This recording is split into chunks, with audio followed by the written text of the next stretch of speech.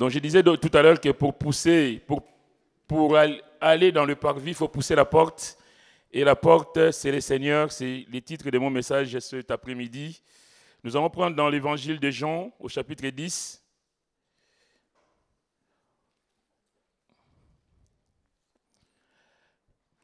C'est le passage auquel le pasteur a fait allusion ce matin. On va se lever, si vous voulez bien, pour la lecture. Je sais que les organismes sont un peu fatigués après les journées des jeunes. Mais bon, on va bouger un peu, comme ça va nous réveiller. Jean chapitre 10, nous lisons à partir du verset 1er. En vérité, je vous le dis, celui qui entre par la porte, qui n'entre pas par la porte dans la bergerie, mais qui y monte par ailleurs, est un voleur et un brigand. Mais celui qui entre par la porte est le berger des brebis. Le portier lui ouvre et les brebis entendent sa voix. Il appelle par leur nom les brebis qui lui appartiennent et il les conduit dehors. Lorsqu'il a fait sortir toutes ses propres brebis, il marche devant elles. Et les brebis le suivent parce qu'elles connaissent sa voix. Elles ne suivront point un étranger, mais elles fuiront loin de lui parce qu'elles ne connaissent pas la voix des étrangers. Jésus leur dit cette parabole, mais ils ne comprirent pas de quoi il leur parlait. Jésus leur dit encore, en vérité, je vous le dis, je suis la porte des brebis. Tous ceux qui sont venus avant moi sont des voleurs et des brigands, mais les brebis ne les ont point écoutés. Je suis la porte. Si quelqu'un entre par moi, il sera sauvé. Il entrera et il sortira et il trouvera des pâturages. Le voleur ne vient que pour dérober, égorger et détruire. Moi, je suis venu afin que les brebis aient la vie et qu'elles soient dans l'abondance. Je suis le bon berger. Le bon berger donne sa vie pour ses brebis. Mais le mercenaire qui n'est pas le berger et à qui n'appartiennent pas le brebis, voit venir le loup, abandonne le brebis et prend la fuite. Et le loup les ravit et les disperse. Le mercenaire s'enfuit parce qu'il est mercenaire et qu'il ne se met point en peine des brebis. On va s'arrêter là pour l'instant. Donc je disais tout à l'heure que pour entrer dans le parvis, il faut pousser la porte. Et Jésus dit qu'il est la porte des brebis. Et pour voir la face de Dieu, il faut commencer par pousser la porte. Que le nom du Seigneur soit béni. Nous allons demander la grâce de Dieu. Seigneur, nous te bénissons pour ta grâce infinie, pour ton amour et ta bonté. Béni sois-tu, Seigneur, pour la journée que tu nous as donnée. Et béni soit ton nom, Seigneur, pour ce moment que nous passons dans ta présence. Combien elle est agréable, cette présence, et combien elle nous fait du bien. Seigneur, mon Dieu, nous prions que cet après-midi, que tu puisses, Seigneur, te glorifier pleinement au milieu de nous, que tu puisses parler au cœur, que tu puisses, Seigneur, être béni au milieu de ton peuple. Ma prière est que tu puisses visiter, Seigneur, mes frères, mes sœurs, cet après-midi, que tu puisses guérir celui qui est malade, Seigneur, relever celui qui est fatigué, Seigneur, consoler l'affligé, mais en tout cas faire du bien à tout un chacun. Béni soit ton nom et encore merci pour tout. Au nom de Jésus. Amen. Amen. Pouvez-vous vous asseoir? Alors, ce passage fait suite évidemment, nous sommes ici au chapitre 10 de l'évangile selon Jean. Avant, il y a le chapitre 9. Donc, nous sommes dans la continuité de l'affrontement entre Jésus et les religieux. Vous savez, il y a toujours eu cet affrontement entre les seigneurs et les pharisiens, les sadducéens et les autres. Avant le chapitre 9, il y a le chapitre 8, l'histoire de la femme adultère. Toujours dans ces conflits avec le religieux. Jésus est en train de montrer qu'il est le sauveur du monde, qu'il est la lumière du monde, qu'il est venu sauver les hommes, tous les hommes perdus. Et tous les hommes d'ailleurs sont perdus sans la grâce de Dieu. Le Seigneur est en train de dire que lui, il est la porte du salut. On ne peut pas, là tout à l'heure nous avons chanté un jour dans tes parvis, mais je reprends ce que je disais tout à l'heure, que pour rentrer dans le parvis, il faut commencer par passer par la porte. On ne peut pas rentrer dans le tabernacle, on ne peut pas rentrer dans le temple si on ne passe pas par la porte. Si on n'a pas Jésus dans sa vie, on ne peut pas se tenir devant Dieu. Mais pour venir à lui, il faut sortir, mes frères et mes sœurs, de l'embrigadement spirituel. On ne peut pas dire qu'on est avec le Seigneur et rester dans son ancienne vie. On ne peut pas dire qu'on est avec le Seigneur et vivre, on va dire, dans la religiosité. Ces pharisiens, eux, ils ont la loi de Moïse. Ils disent que oui, nous, Moïse nous a dit. Et ils ne veulent pas voir les choses que Jésus fait en face d'eux. Ils ne veulent pas réaliser que celui qui est en face d'eux, c'est le sauveur du monde. Bien aimé, pour passer par cette porte, il faut sortir de l'hypocrisie. Le Seigneur dira aux pharisiens, pharisiens hypocrites, vous montrez un visage aux hommes, mais Dieu connaît votre cœur, Dieu connaît vos cœurs. Ça, c'est terrible, d'avoir l'extérieur de piété et d'en renier ce qui fait la force, à savoir Jésus-Christ. Sortir de la religiosité, sortir de l'embrigadement spirituel. J'ai entendu plusieurs fois mes collègues dire, parce qu'ils sont de confession musulmane, oui, moi, mon père était musulman, je ne vois pas pourquoi je vais changer de religion.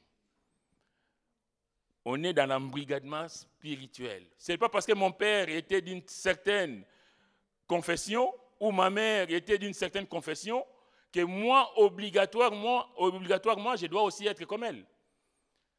Le salut est individuel.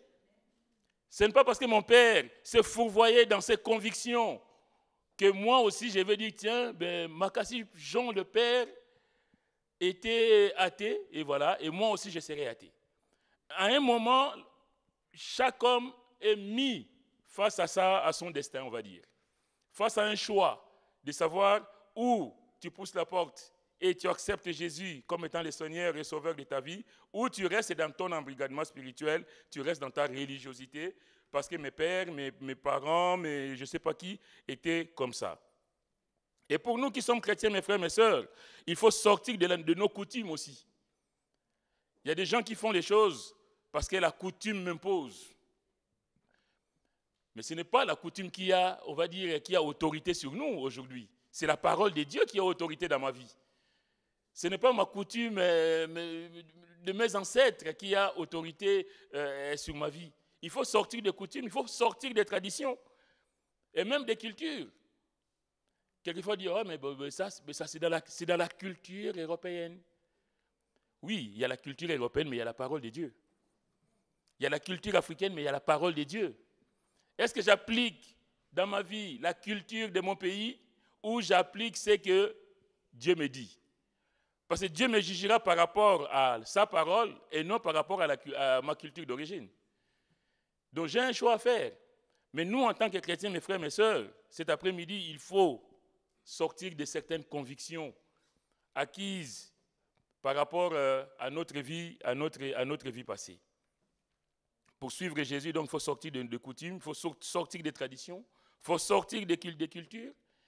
Ah oui, moi, dans ma famille, il ne se passe pas telle chose. Mais oui, ça ne se passe pas comme ça. Oui, d'accord. Mais moi, Dieu me dit, qu'est-ce que Dieu me dit dans sa parole?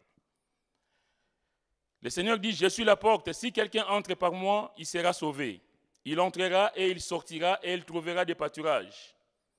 Le Seigneur est en train ici de nous donner cette notion de liberté. Entrer et sortir. La liberté en Christ. La liberté en Christ. L'apôtre Paul dit aux Galates, c'est pour la liberté que Christ nous a affranchis. Jésus m'a libéré, nous le chantons aussi. Jésus m'a libéré. Oui, je suis libre, alléluia. Mais l'homme de Dieu va dire, demeurez donc ferme et ne vous laissez pas mettre de nouveau sous le joug de la servitude. On va prendre à Galates chapitre 5, si vous voulez bien. Galates chapitre 5, on va lire quelques versets. Comme quoi on peut être bouleversé par des choses qui ne sont pas de la parole de Dieu et qui peuvent nous troubler, mais complètement. Galates chapitre 5. C'est pour la liberté que Christ nous a affranchis. Demeurez donc fermes et ne vous laissez pas mettre de nouveau sous les joug de la servitude. Et Paul va dire, voici moi Paul, je vous dis que si vous vous faites circoncire, Christ ne vous servira de rien. Je disais tout à l'heure que ou on accepte Christ, ou on reste prisonnier de ces traditions, de ces cultures, des choses du passé. Il dit, voici moi Paul, je vous dis que si vous vous faites circoncire, Christ ne vous servira de rien. Je proteste encore une fois à tout homme qui s'est fait circoncire qu'il est tenu de pratiquer la loi tout entière. Où il y a la loi, où il y a Christ. Où vous restez prisonnier, en tout cas de la loi, ou vous acceptez Jésus-Christ comme étant Seigneur et Sauveur. Parce que si tu te laisses embrigader par la loi, tu appliques toute la loi. Or, nous, le Seigneur est venu pour nous sauver, mais par pure grâce. Si on est sous la grâce, bien aimé, on n'est plus sous la loi. La loi n'a plus cette force sur nous. Mais comment est-ce que beaucoup d'entre nous, on se laisse en tout cas entraîner dans des choses qui ne sont pas pour la gloire de Dieu? Et l'homme de Dieu va dire, vous êtes séparés de Christ, vous tous qui cherchez la justification dans la loi. Vous êtes déchus de la grâce. Ou vous acceptez Christ parce que Christ nous apporte la grâce, ou vous restez dans vos convictions ancestrales et vous êtes déchus de la grâce. Combien c'est important de savoir qu'on peut être séparé de Christ. Peut-être tout en étant aussi à l'église, tout en se disant chrétien. Les Galates, c'était des chrétiens.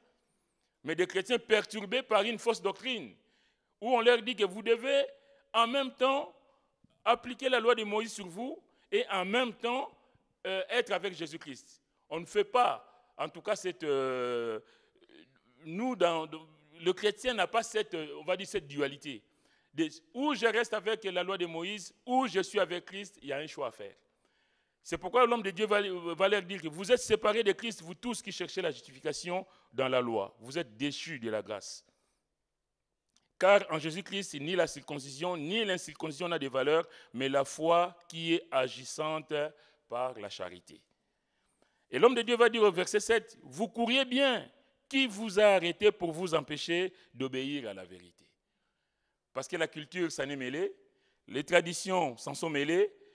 Vous avez accepté Christ, mais qu'est-ce qui est venu mettre un frein à votre élan?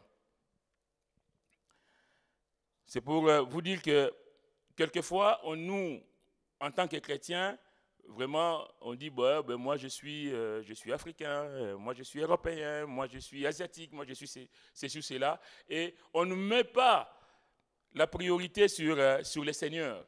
On ne met pas la priorité sur ce qu'est la parole de Dieu. Alors, si on revient dans Jean 10, c'est quand même notre lecture de base. À l'époque du Seigneur, les villes étaient entourées de murailles. On ne pouvait pas entrer les brebis ne pouvaient pas rentrer dans les villes, donc on fabriquait à l'extérieur de bergeries.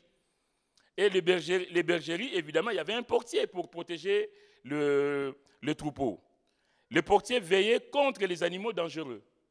Il y avait donc notamment le loup, mais il y avait aussi des voleurs, des brigands, et il y avait des mercenaires. Si on prend notre texte d'aujourd'hui, on voit qu'autour de la brebis, il y a 5 personnages. Il y a les bergers, il y a le loup, qui est donc le ravisseur, il y a les voleurs, qui vient pour voler, donc prendre ce qui n'est pas à lui, il y a les brigands, les bandits, les méchants, il y a aussi les mercenaires. Le mercenaire, c'est celui qui fait tout par amour de l'argent. C'est quelqu'un qui n'a aucun état d'âme, il vient pour l'argent. On va dans les armées, quand il y a des guerres, notamment dans des pays pauvres, on voit, ils enrôlent des mercenaires. Les gens qui ne sont pas du pays, mais à qui on donne une certaine somme d'argent pour venir combattre dans les rangs parce qu'ils ont été payés. Ils ne défendent aucune cause, il n'y a aucun intérêt pour eux, mais ce sont des mercenaires, ce qui les intéresse, c'est l'argent. Et parmi ces 5 personnages, vous avez un seul qui est bon, c'est le bon berger. La brebis, nous sommes les brebis du Seigneur. Mais autour de nous rôdent des méchants qui veulent nous détruire. Et ici, on voit tout ça. Il y a tous ces gens qui rôdent autour de la brebis. Toutes ces mauvaises influences qui sont autour. Mais bien aimés, laissez-moi vous dire que la brebis ne pouvait être en sécurité que dans la bergerie. Pourquoi? Parce qu'il y a le portier. Parce qu'il est le portier. Vous savez, il y a des fois, je vois le reportage à la télé où on montre le loup, par exemple dans les Pyrénées, qui va dévorer un troupeau, enfin quelques animaux du troupeau. Et on voit le berger qui protège son troupeau. Quelquefois, il prend le fusil. Il dit, je vais passer la nuit devant ma bergerie et je vais attendre le loup. Je pense qu'on peut appliquer cela au Seigneur.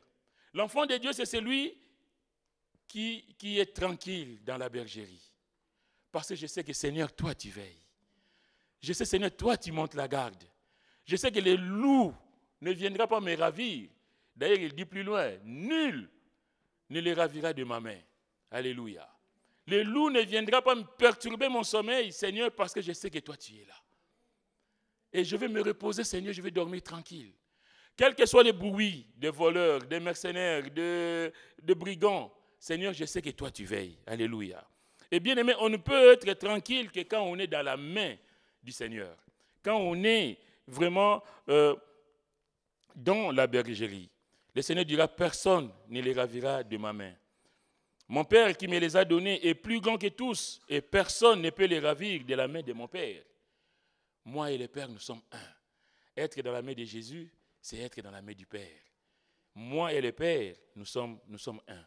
Bien-aimés, nous devons avoir cette assurance que je suis dans la main du Seigneur. Quels que soient les problèmes, quels que soient les bruits, quelles que soient les attaques, quel que soit ce que je peux vivre, Seigneur, je suis dans ta main. Alléluia. Au verset 10, le Seigneur va dire, le voleur ne vient que pour dérober. Évidemment, c'est un voleur.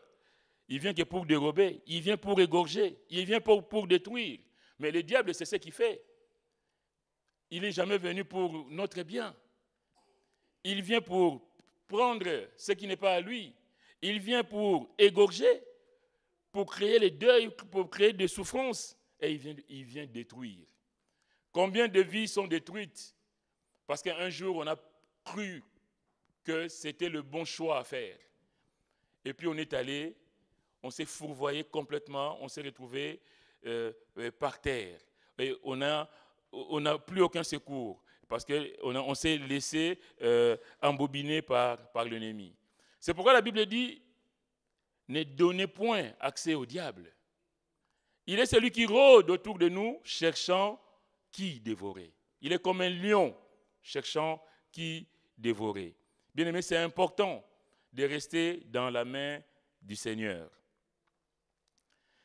Le Seigneur, lui, en tout cas, il dit, moi, je suis venu afin que les brebis aient la vie.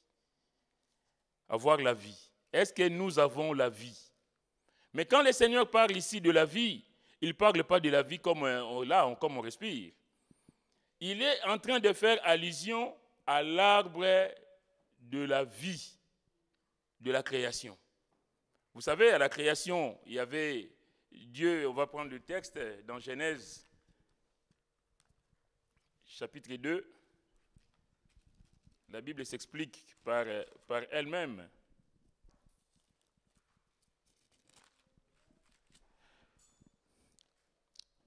Genèse chapitre 2, au verset 7, il est dit, « L'Éternel Dieu forma l'homme de la poussière de la terre. Il souffla dans ses narines un souffle de vie, et l'homme devint un être vivant.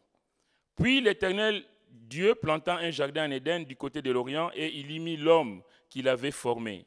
L'Éternel Dieu fit pousser du sol des arbres de toute espèce, agréables à voir et bons à manger, et l'arbre de la vie au milieu du jardin, et l'arbre de la connaissance du bien et du mal. » Ici, quand le Seigneur parle de la vie, il est venu donner la vie, il est venu nous nourrir de cet arbre de la vie. Au verset 15, il est dit, « L'Éternel Dieu prit l'homme et le plaça dans le jardin d'Éden pour le cultiver et pour le garder. L'Éternel Dieu donna cet ordre à l'homme, « Tu pourras manger de tous les arbres du jardin, mais tu ne mangeras pas de l'arbre de la connaissance du bien et du mal, car le jour où tu en mangeras, tu mourras. » L'arbre de vie et l'arbre de la connaissance du bien et du mal. Et le Seigneur veut nous donner cette vie, mais cette vie en abondance. Ce retour à la source, ce retour à la création.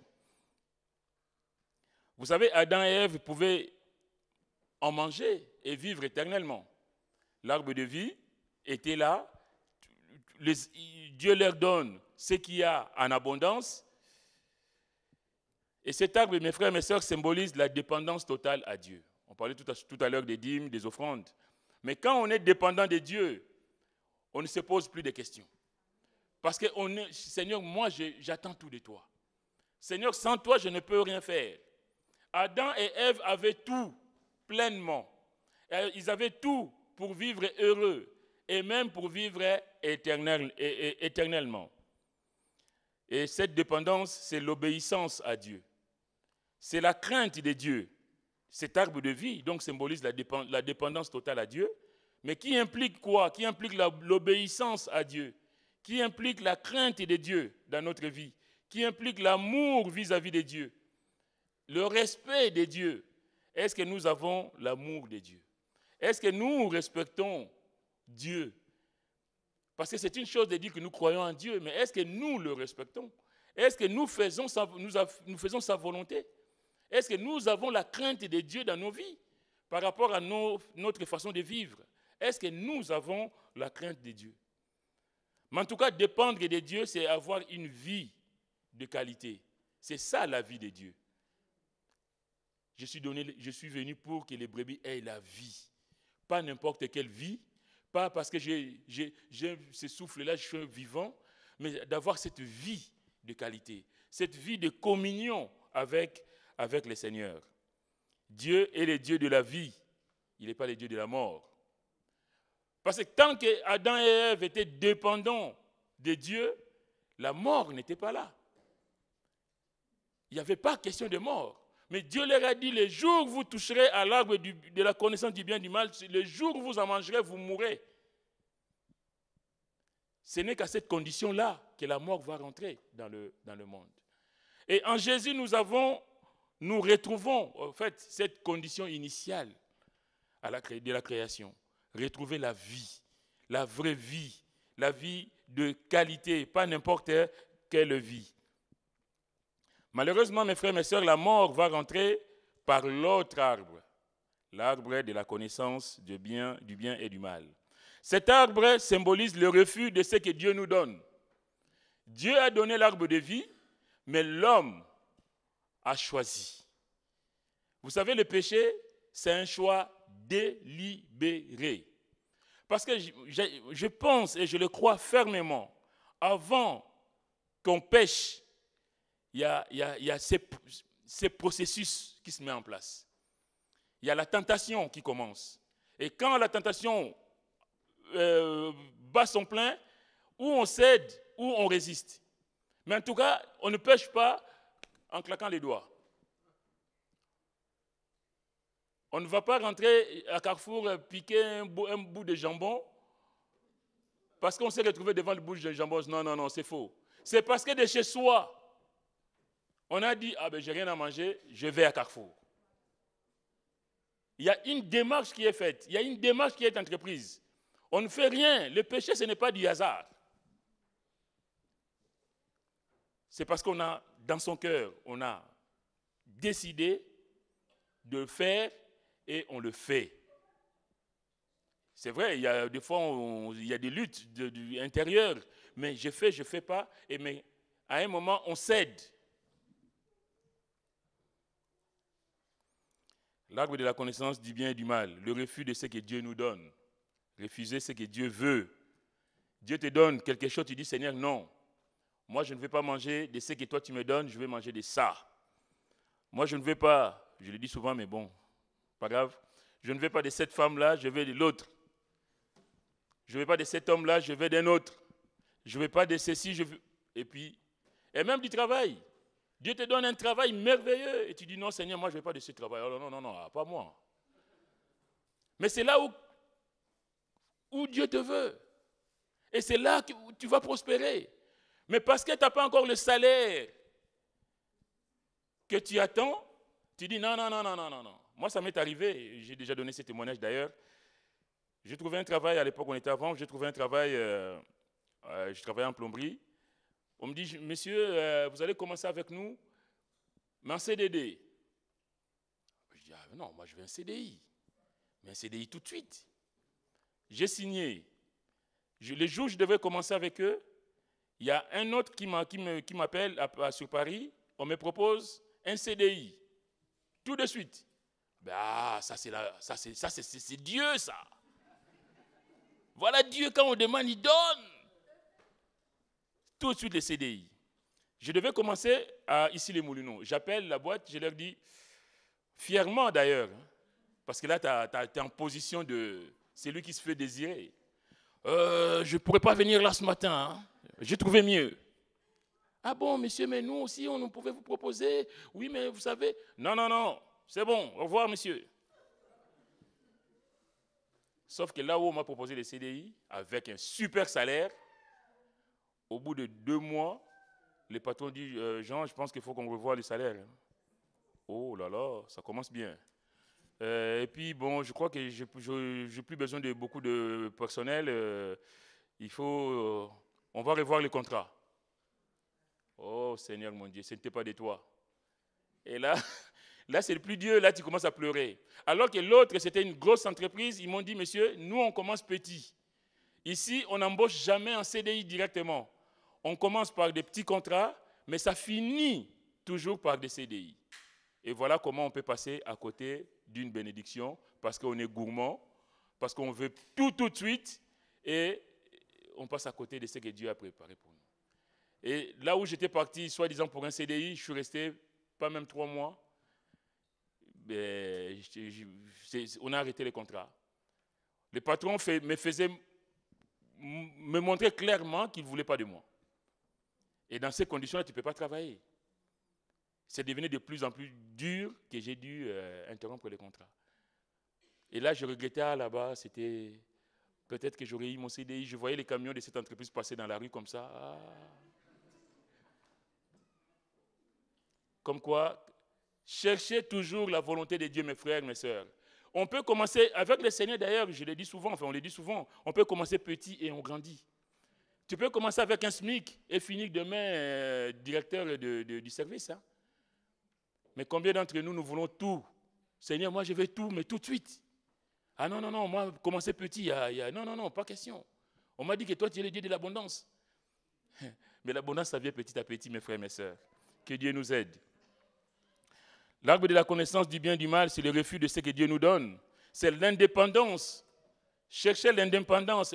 Je vous disais tout à l'heure, l'arbre de vie, c'est la dépendance à Dieu. Et le contraire, c'est l'indépendance, l'autonomie. L'homme veut être autonome. J'ai discuté avec une sœur chrétienne qui m'a dit, tu sais Jean, pasteur, moi j'ai des problèmes avec mon mari parce que moi je suis autonome financièrement. Hein? D'accord, ok. Et là je vois que donc c'est peut-être elle le problème. Mais de quoi on parle là? Je suis autonome financièrement. Est-ce que dans une vie de couple, il y a l'autonomie de l'un ou de l'autre? On est autonome tous les deux. Ah oui, mon mari, oui, parce que moi, je suis. Déjà, le fait de dire moi, je. En fait, moi, je fais ce que je veux, c'est pourquoi mon mari n'est pas d'accord. Enfin, il n'est pas content. C'est pourquoi, voilà quoi. Je dis non. J'ai dit, ma soeur, il faut qu'on revoie les choses. Là, je lui ai un peu expliqué les choses. Mais c'est ça, en fait. L'homme veut être autonome. Je veux être indépendant. Mes soeurs, je veux être indépendante. Moi, je ne dépends plus d'un homme. Alors, mais c'est quoi, moi, l'homme? Pour moi, les hommes, ça n'existait plus. Hein. Ah, moi, j'ai un travail. Ben oui, on est dans le péché. Parce que quand on méprise ce que Dieu nous donne, j'ai eu l'occasion d'en parler, mais c'est pareil, c'est la même chose. Moi, dans mon service, j'ai des gens, quand on fait les recueils des données, on cherche l'autonomie. D'ailleurs, il y a cette notion d'autonomie et de dépendance, où la personne est autonome parce qu'elle peut faire des choses toute seule. Donc, évidemment, nous, les soignants, on est contents parce qu'on n'aura pas de toilettes, on n'aura pas de choses à lui faire, donc elle va se débrouiller. Mais vous savez ce que j'ai dit à mon équipe? Parce que des fois, moi, j'ai des prothèses des genoux, des prothèses des hanches, des gens qui ont fait des AVC, des choses comme ça. Et on me dit, ah, mais Jean, tu sais, le monsieur, il est autonome. Hein? Il a quoi? Prothèse des hanches. J'ai dit, toi, si tu avais une prothèse des hanches, tu serais autonome. Ce n'est pas parce que la personne dit qu'elle est autonome qu'elle peut faire des choses toute seule, que toi aussi tu dis, voilà, ça me soulage quelque part. Il n'est pas autonome. Il ne pourra pas se baisser, il ne pourra pas mettre son pantalon tout seul, il ne pourra pas mettre ses chaussettes tout seul. Il est dépendant. Pas totalement, mais partiellement dépendant. Donc, il a besoin d'aide. C'est comme l'homme, nous avons aussi besoin d'aide. Nous avons besoin de Dieu. L'homme va se dire, je suis autonome. Je fais tout seul. Et Dieu rigole. Tu fais tout seul. Malheureusement, dans l'église du Seigneur, il y a aussi des autonomes. J'ai besoin de personnes. Je n'ai pas besoin de ma femme. Moi, je gagne bien ma vie. Je n'ai pas besoin de personne. Moi, la femme qui dit, moi, je gagne ma vie. L'homme qui dit, moi aussi. Voilà quoi. Et puis, l'autonomie. Quelle folie. C'est diriger soi-même. C'est diriger sans la main de Dieu. L'arbre de la connaissance du bien et du mal implique aussi l'insoumission à Dieu. On est insoumis. Dieu a dit quelque chose et nous on fait son contraire. C'est le cas ici, Adam et Ève. Dieu donne des principes, Dieu donne la direction et puis on a choisi de faire le contraire. Et demain, si les choses tournent mal, on va dire, Seigneur, mais tu étais où? Mais sauf que tu n'as pas appliqué la parole de Dieu. On est insoumis à Dieu, on est insoumis aux autorités que Dieu a établies. La Bible dit que toute autorité vient de Dieu. On ne veut pas être l'homme, l'autonome, qui fait tout seul, qui se dirige tout seul, n'a pas besoin d'une autorité au-dessus de lui. On veut être son propre chef. Moi, je veux être mon propre chef, je vais faire ma vie tout seul, voilà. Ça me rappelle l'histoire dans la Bible de cet homme, un homme riche, pas celui de Lazare, mais l'homme riche qui avait amassé de biens, qui va faire des calculs, dit, j'abattrai mes greniers, je rangerai mes produits, et puis je dirai, mon âme, repose-toi, bois et mange. Et la Bible dit, et Dieu lui dit, insensé, et cette nuit même, ton âme te sera redemandée. Bien-aimé, quelle est cette folie de penser qu'on a tout, qu'on peut tout, sans la main de Dieu? Et la vie, Jésus dit, je suis le bon berger donne sa vie pour ses brebis. Il est venu donner sa vie, mais il veut aussi que nous ayons la vie, mais la vie de qualité, une vie de qualité, pas une vie médiocre. Une vie dépendante de Dieu, pas une vie de désobéissance. L'arbre de connaissance du bien et du mal, c'est aussi le manque de respect vis-à-vis de Dieu. Manque de respect vis-à-vis des autres. En un mot, l'arbre de connaissance du bien et du mal symbolise la rébellion, la révolte et l'orgueil de l'homme. On est révolté contre Dieu. Tu as dit quelque chose, Seigneur? Non, ça c'est ce que toi tu as dit. La sœur disait tout à l'heure par rapport aux dîmes. Oui, le pasteur prêche sur ça, mais moi j'ai pris une autre direction. Moi j'ai décidé de faire comme je voulais. Jusqu'à ce que, grâce à Dieu, j'ai été ramené sur le droit chemin. Alléluia. Merci Seigneur, que Dieu nous aide. La rébellion, la révolte, l'orgueil qui nous conduit à la mort spirituelle, mais aussi la mort physique. Vous savez, quand on est mort spirituellement, on peut faire des choses qui ne sont pas pour la gloire de Dieu et ça peut nous conduire même à la mort physique. Et puis demain, évidemment, la mort éternelle, que la Bible appelle la seconde mort. Jésus est venu, lui, donner sa vie pour que nous ayons la vie en abondance, la vie de Dieu. Il est allé à la croix pour nous sauver de cette mort affreuse. Parce que si nous sommes en rébellion avec Dieu, bien aimé, ce qui nous attend, c'est le châtiment éternel. La question, qui dirige notre vie? Sommes-nous dépendants du Seigneur dans notre vie de tous les jours? Est-ce que nous dépendons réellement de lui? Est-ce que nous attendons toujours au Seigneur? Ou on se dit, retenez bien les mots cet après-midi, je suis autonome, je peux tout, moi je n'ai besoin de rien. Pourtant tu as les genoux cassés, et tu dis que tu peux tout. Tu ne peux pas marcher, mais tu dis non, non, non, non, non, moi j'ai besoin de rien. Il y a une partie de ton corps qui ne fonctionne pas. Non, non, non, moi je fais tout seul. L'orgueil. Et par orgueil, on refuse la grâce de Dieu. Que Dieu nous aide, mes frères, mes sœurs. Vous savez, pour comprendre la grâce de Dieu, il faut savoir qu'on était perdu. Pour comprendre que Jésus est vraiment le Sauveur, il faut savoir que ma vie était affreuse avant. C'est pourquoi la Bible dit, enfin c'est Jean qui dira, et nous avons tous reçu de sa plénitude, et grâce pour grâce. Il réalise la grâce qu'il a de vivre, de connaître Jésus. Parce que la Bible dit, car la loi a été donnée par Moïse, la grâce et la vérité sont venues par Jésus-Christ. La loi, Moïse a donné la loi, mais la Bible dit que la loi est venue comme un pédagogue pour nous conduire à Christ. Mais vous savez, c'est comme aujourd'hui, quand on vote la loi, on vote une loi, et que la loi d'aujourd'hui dit le contraire, ou même pas le contraire, ou complète la loi la loi d'avant, on dit que l'autre loi devient caduque. Elle n'est plus applicable, mais ce qui s'applique, c'est la loi d'aujourd'hui. Même si la loi d'aujourd'hui inclut la loi du passé, il y a une sorte d'amélioration qui s'est faite. En fait, la grâce, c'est ça. Le Seigneur n'est pas venu abolir, mais il est venu accomplir.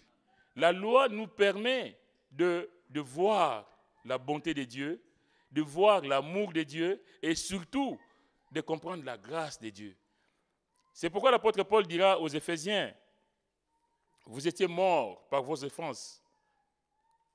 Autrefois, vous étiez morts, mais aujourd'hui, par la grâce de Dieu, vous êtes sauvés. Alléluia.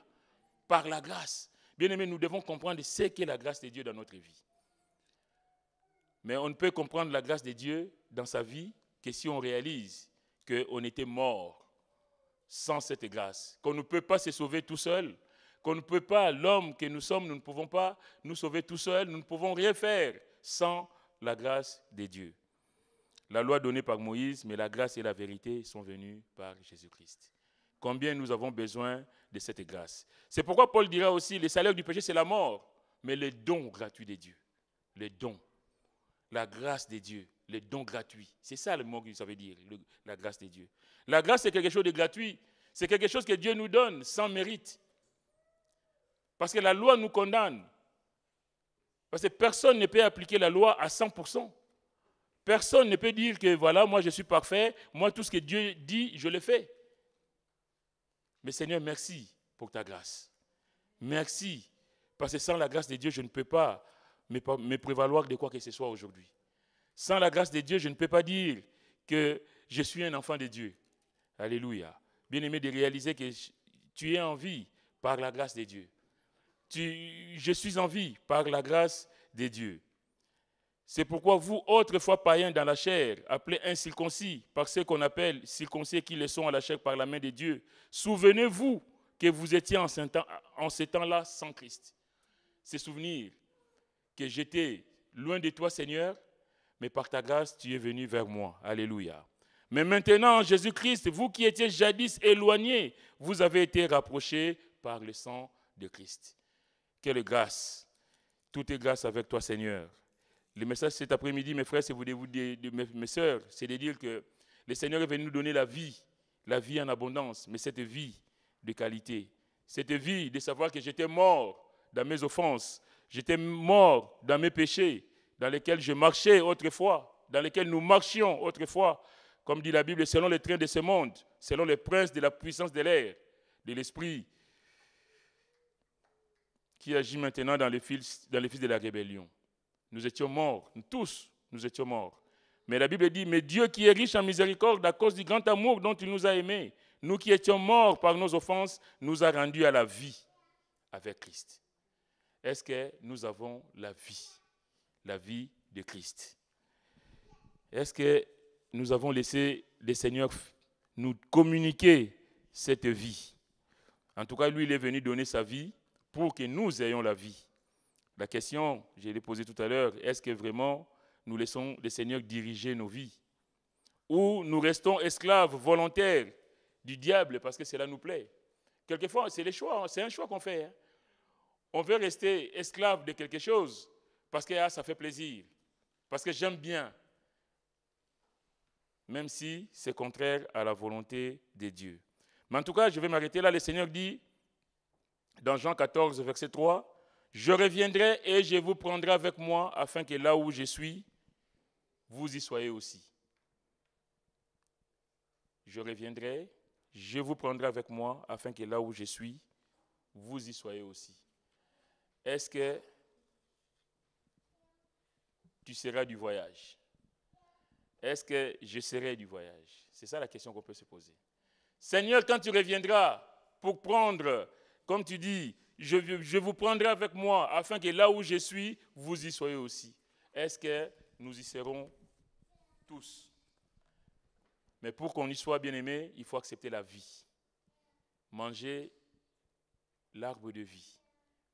Accepter Jésus dans son cœur, faire de lui qui sait qu'il est, notre Seigneur et Sauveur, et vivre en conformité avec sa parole et non dans la rébellion. Malheureusement, beaucoup d'entre nous, nous vivons dans la rébellion, nous vivons dans la contradiction avec Dieu, nous aimons le Seigneur, mais nous n'appliquons pas toujours ce que Dieu attend de nous. Que Dieu nous aide à aller de l'avant avec lui, mais en tout cas, quand il viendra, que nous soyons avec lui, que Dieu vous bénisse. Amen.